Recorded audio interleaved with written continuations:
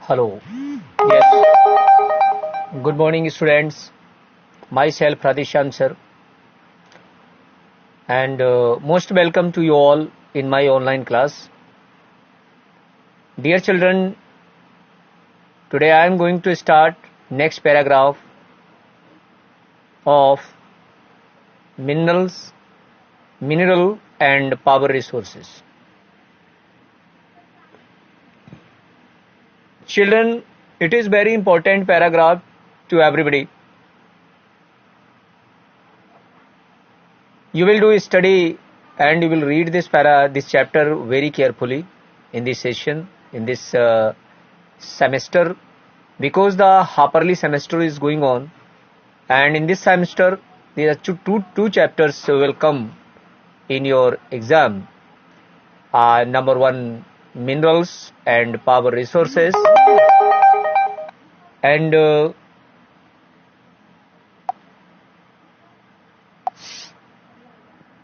second, agriculture, right?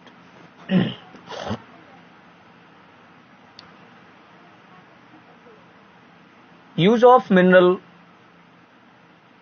यानी खनिज पदार्थों का जो प्रयोग हमारे देश में उसका प्रयोग होता है, it is very compulsory dear in which country have the use of minerals, and a lot of minerals are extracted in the country. अगर किसी देश में नेचुरल खनिज पदार्थों की अगर बहुतायत है, वो देश संसार का सर्वोपरि देश माना जाता है. हमारा देश भी कई खनिज पदार्थों का भंडारण माना जाता है.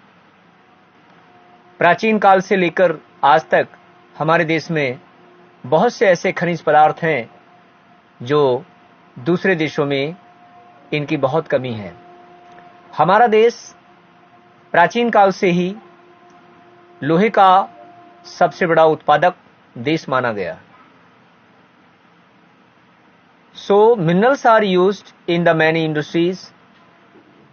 Mineral which are used for jeans are usually hard. These are then set in the various style for jewelries.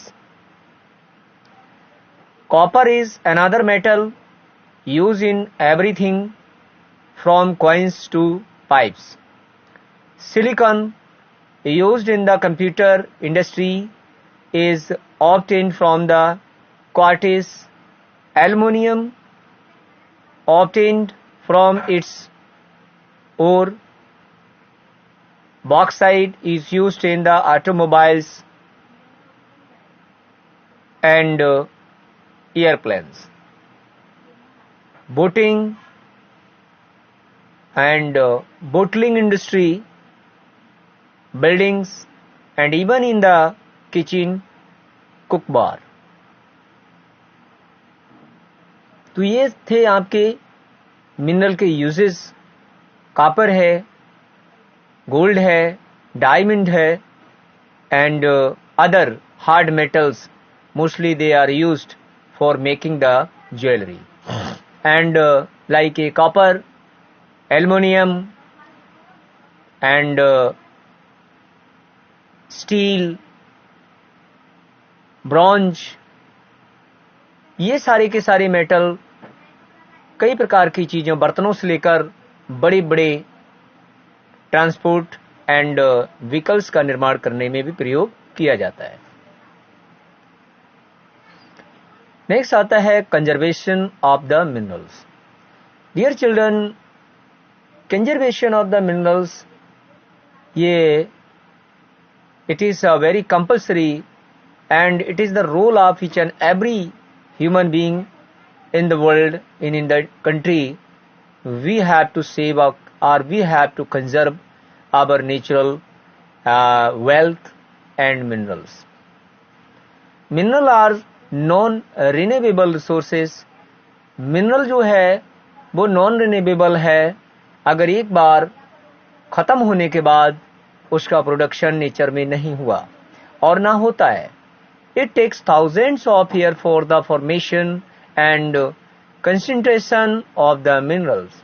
इसका निर्माण हजारों साल पहले पृथ्वी के अंदर हुआ और ये जो दौलत, ये वेल्थ जो है, नेचुरल वेल्थ, पृथ्वी के अंदर से यदि खोद कर निकाल ली गई तो उसको दोबारा इसका कोई भी सोर्स या उसका फॉर्मेशन नहीं हो सकता है। The rate of formation is such smaller than the rate at which is the human consume these minerals. It is necessary to reduce wastage in the process of mining. Recycle of the metal is the another way in which the mineral resources can be conserved.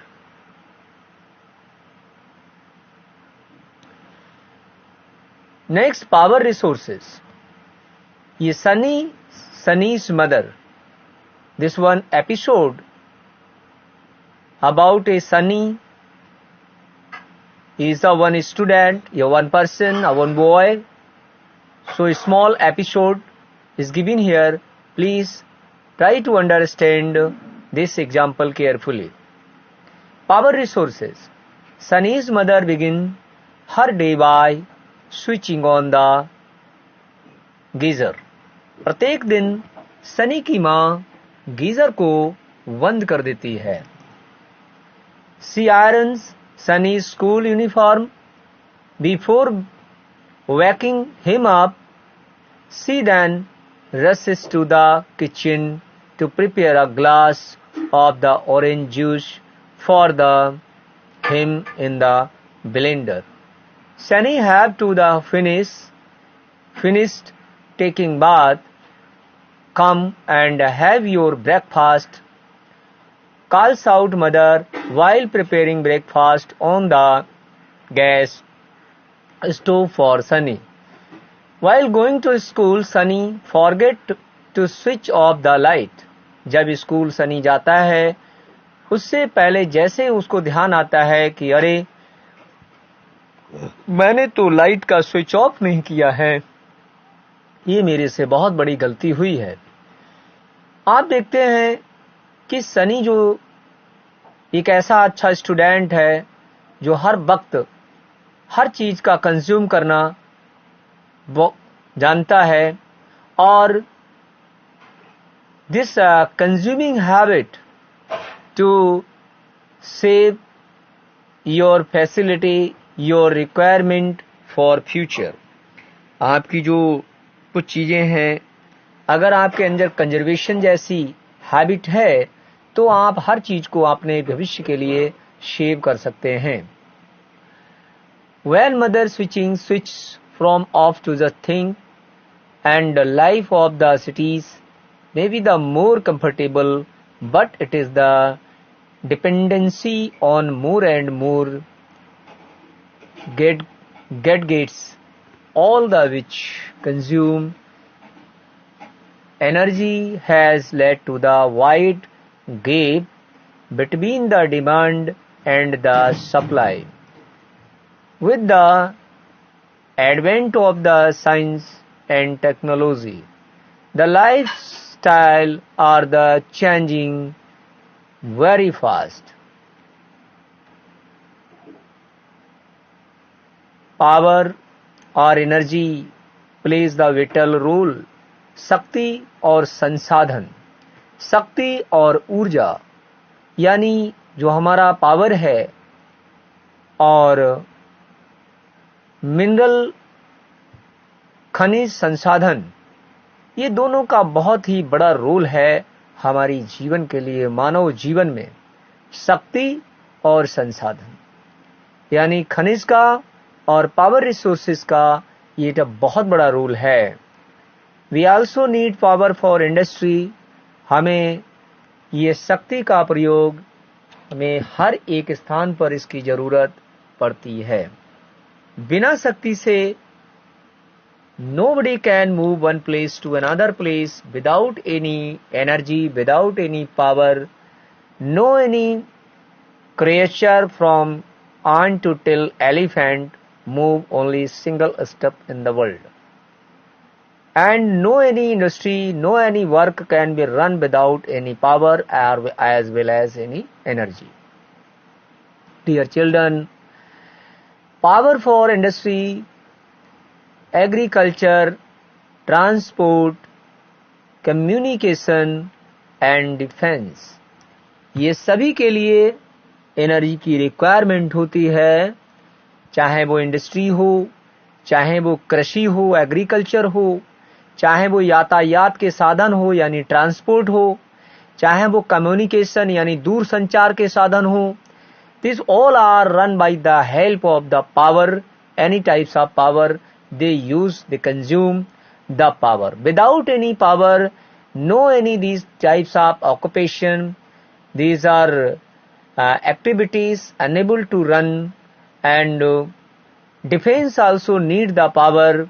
Power resources may be broadly categorized as conventional and non-conventional resources. Conventional or non-conventional resources. Now see this, conventional resources of energy are those which have been common use for a long time. ऐसे resources जिनका लंबे समय तक हम प्रयोग में ला सकते हैं. Firewood and fossil fuel are the two main conventional energy resources. जलाऊ लकड़ी यानी फायरवुड यानी जलाने योग्य लकड़ी और ईंधन यानी लकड़ी का ईंधन और डीजल तथा पेट्रोल, ये दोनों कन्वेंशनल एनर्जी के अंतर्गत आते हैं. It is widely used for cooking and heating. Firewood का काम बहुत ही ह्यूज पर कैपेसिटी में देश में कुकिंग और गर्मी के लिए प्रयोग किया जाता है. In our country more than 50% of the energy used by the villagers come from the firewood.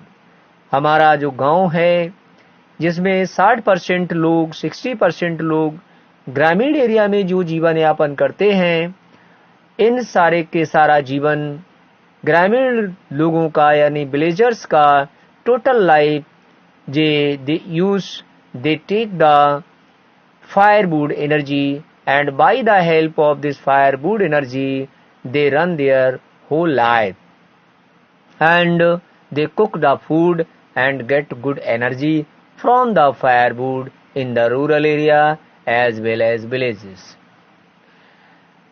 Remains of the plants and animals which were buried under the earth for the million of years. हजारों साल करोड़ों वर्ष पहले कुछ जानवर जैसे dinosaur, बड़े बड़े एनिमल्स करोड़ों लाखों वर्ष पहले ये पृथ्वी के नीचे दब गए.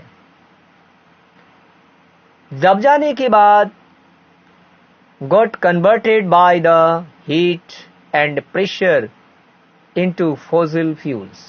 यही लकड़ी, जो लकड़ी जंगल, बड़े बड़े पहाड़ आदि जो हजारों लाखों साल पहले ये कन्वर्ट जमीनों में जाकर अंडरग्राउंड ये बरीड हुए, दब गए, वो जाकर कुछ तो कोयला में निर्माण हुआ, जानवरों की हड्डियां और मांस कन्वर्ट होकर प्रेशर से ये आज फॉसिल फ्यूल यानी कोयला, पेट्रोल, कोल और पेट्रोल तथा नेचुरल गैस के रूप में ये कन्वर्ट हो गया.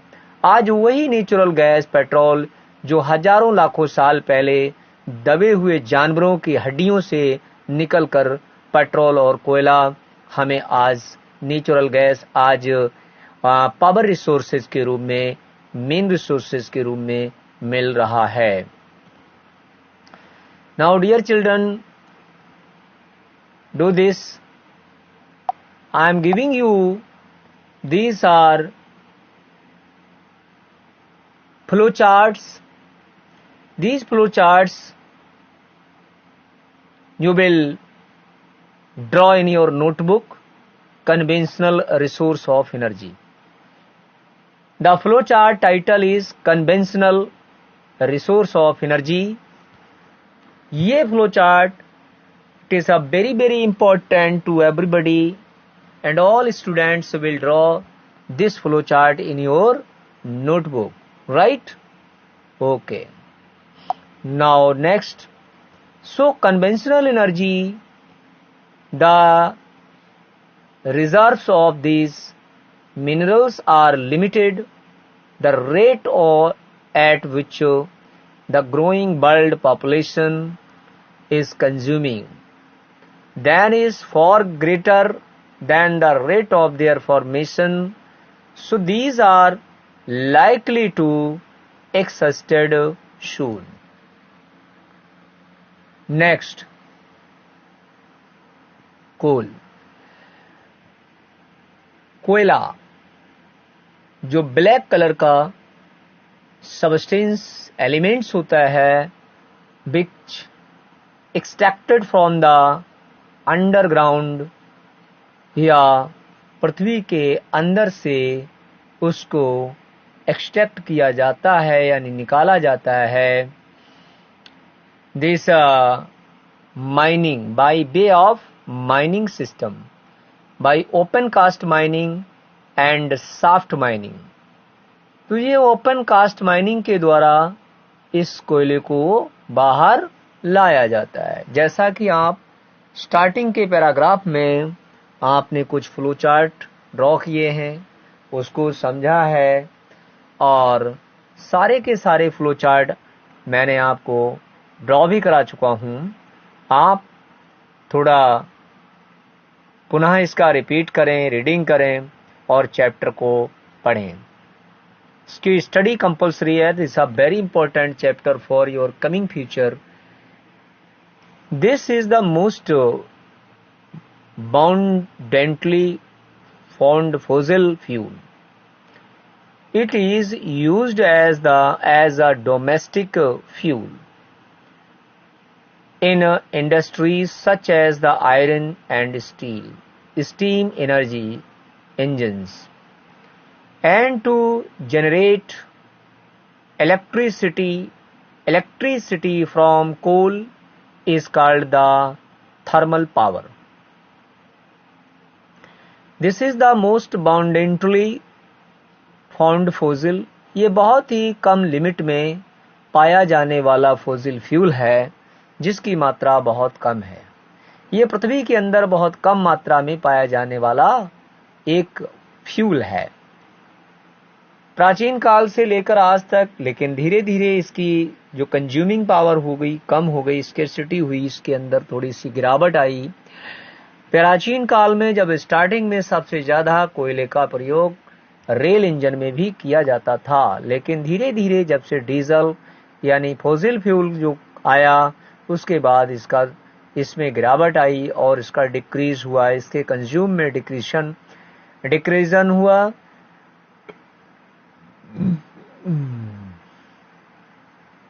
पहले तो इसका यूज डोमेस्टिक फ्यूल के रूप में भी किया जाता था, कुछ इंडस्ट्री में किया जाता था, आयरन इंडस्ट्री में, और स्टीम इंजन जैसे रेल के इंजन में इसका प्रयोग तथा बिजली का निर्माण करने में, और जिसको coal called is thermal power. Mostly जो हमारे थर्मल पावर स्टेशंस हैं, मोस्टली ऐसे पावर स्टेशंस को केवल कोयले के द्वारा ही यानी पावर ऑफ कोल के द्वारा उनको जनरेट किया जाता है. तो ऐसे थर्मल पावर जो होते हैं stations, they generated by the help of coal. The coal which we are using today was formed a million of years ago. Giant ferns and shrimps got buried under the layer of the earth. Coal is therefore referred to the buried sunshine. The leading coal producers of the world are China, USA, Germany, Russia, South Africa and France. The coal producing areas of India are Raniganj, Jharia, Raniganj, Jharia, Dhanbad, Bokaro and Jharkhand. तो जो हमारा कोयले का leading producers country है, मतलब सबसे ज्यादा उत्पादक, कोयला उत्पादक देश, यानी सबसे भारी मात्रा में कोयला उत्पादक देश, जिनमें सबसे ज्यादा चाइना है, United State of America, Germany, Russia यानी रूस, साउथ अफ्रीका यानी दक्षिणी अफ्रीका, और means South Africa near the region of Mediterranean Sea and Red Sea, लाल सागर और भूमध्य सागर के जो पास का एरिया साउथ अफ्रीका का है, उसमें भारी मात्रा में कोयले का उत्पादन यानी कोल माइंसेस हैं।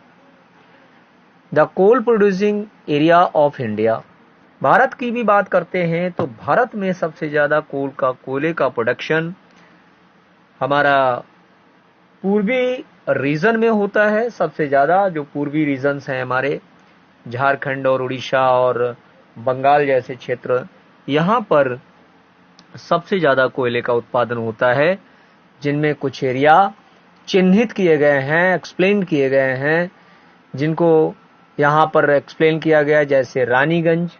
रानीगंज ये धनबाद और सियालदह के पास पाया जाता है, जिसमें झरिया, धनबाद, बोकारो और झारखंड, इन रीजन्स में सबसे भारी मात्रा में भारत के अंदर कोयला पाया जाता है।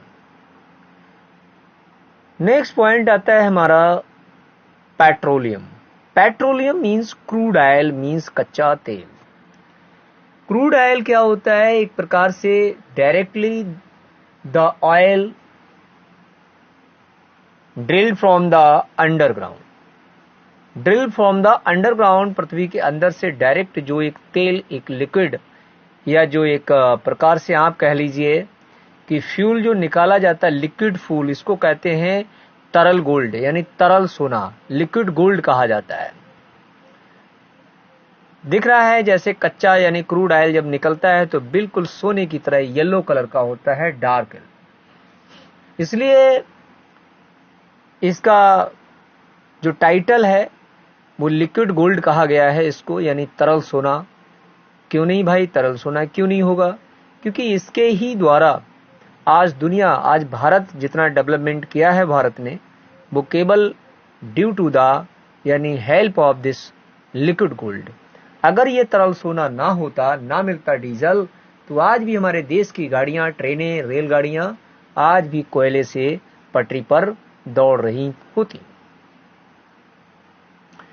The petrol that keeps your car running, as well as the oil that keeps your cycle from squeaking, both begin as the thick blank liquid called the petrol.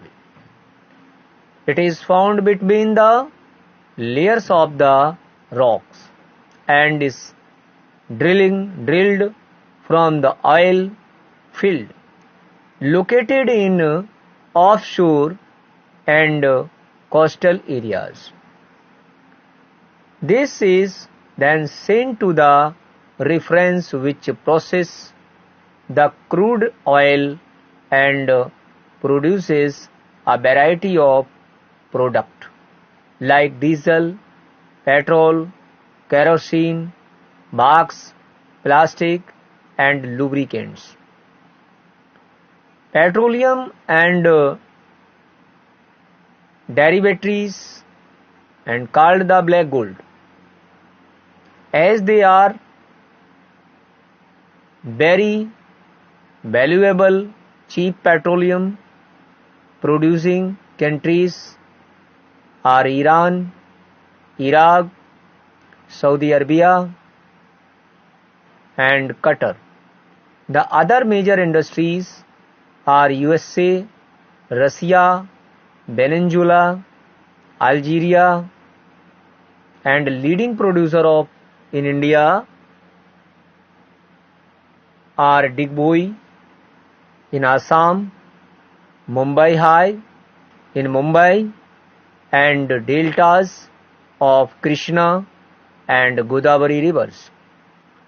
Bharat में 3 जगह तेल भारी मात्रा में पाया जाता है, डिगबोई में यानी आसाम में, मुंबई हाई मुंबई में, और डेल्टा ऑफ कृष्णा और कावेरी में. ये 3 places the leading producer of the liquid gold in India. So thank you student, thank you very much for watching the video. आप वीडियो को ध्यान से पढ़ें, सुनें और समझें. जो वर्क दिया है उसको करें. Today's episode you will find out 3 important questions from these paragraphs and write in your notebook. Thank you.